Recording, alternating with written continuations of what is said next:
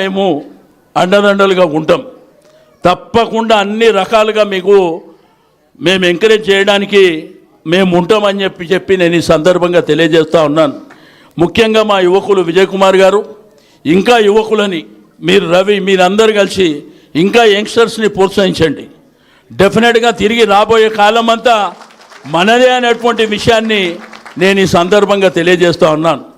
మేము కూడా 10 సంవత్సరాల అధికారంలో ఉంటే కేసీఆర్ గారు ఆ రోజు మా కార్పొరేటర్ కానీ ఎమ్మెల్యేలు కానీ మంత్రులకు కానీ ఎంపీలకు కానీ జిల్లా పరిషత్ ఆయన ఒకటే మాకు ఇక్కడ మీటింగ్ అయ్యేటప్పుడు చెప్తుండే, నోరు జాగ్రత్తగా ఉండాలని.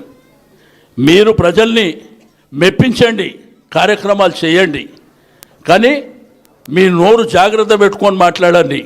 రెండోది ఇతర పార్టీల మీద కక్ష సాధింపు చర్యలు చేయకండి అని చెప్పి మాకు హితబోధ చేస్తుండే.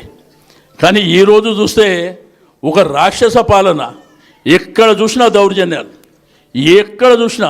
ఇక నాయకుడే ఎట్లుంటే కిందోడు ఎట్లుంటాడు తెలుసు కదా, కానీ ఓడి మాత్రం వాళ్ళకి తెలుస్తలేదు.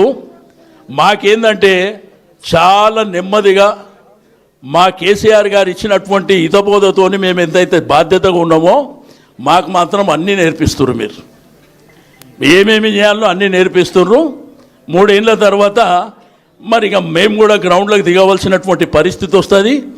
ఆ రోజు కూడా మీరు ఎట్లయితే ఆడుకుంటున్నారో దీనికి డబల్ ఆడుకుంటామనేటువంటి విషయాన్ని కూడా మీరు గుర్తుంచుకోవాల్సినటువంటి అవసరం ఉంది. కాబట్టి ఈరోజు విజయ్ కుమార్ గారు వారితో పాటు వచ్చినటువంటి మిత్ర బృందానికి, మా తల్లులకు, ప్రతి ఒక్కరికి పేరు పేరున మనస్ఫూర్తిగా అభినందనలు తెలియజేస్తూ వారిని పార్టీలోకి ఆహ్వానించినటువంటి కేటీఆర్ గారికి మీ అందరికీ మరొకసారి మనస్ఫూర్తిగా అభినందనలు తెలియజేస్తూ సెలవు తీసుకుంటా ఉన్నాను. జై తెలంగాణ, జై తెలంగాణ.